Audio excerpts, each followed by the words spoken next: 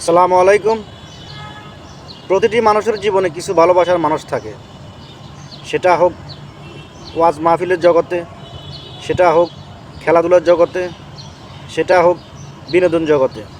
প্রতিটি মানুষ কোনো একটা মানুষকে না মানুষ কাউকে না কাউকে ভালোবাসে।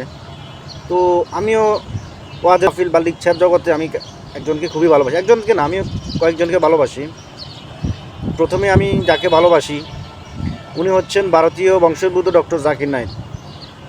আমি আমার ডিকশনারিতে মানে ইসলামের জন্য বলেন বা কোরআন হাদিসের কথা শোনার জন্য বলেন, সবার উপর আমি ওনাকে রেখেছি। উনি হচ্ছেন ডক্টর জাকির নায়েক। দেখুন, উনি জানে না আমি কিন্তু ওনাকে খুবই ভালোবাসি। আমার মতো অসংখ্য বক্তব্য আছে যাকে উনি যাকে যারা ওনাকে ভালোবাসে, কে আমরা চিনি, ওনাকে আমরা খুবই ভালোবাসি। এশিয়া মহাদেশের মধ্যে আমি মনে করি মুসলমানের জন্য ডক্টর জাকির নায়েক আল্লাহর কাছ থেকে একজন নেয়ামত। ডক্টর জাকির নায়েক এমন একজন ব্যক্তি যার হাত ধরে ইহুদি, খ্রিস্টান, অন্যান্য ধর্মের হাজার হাজার অমুসলিম মুসলমান হয়েছেন।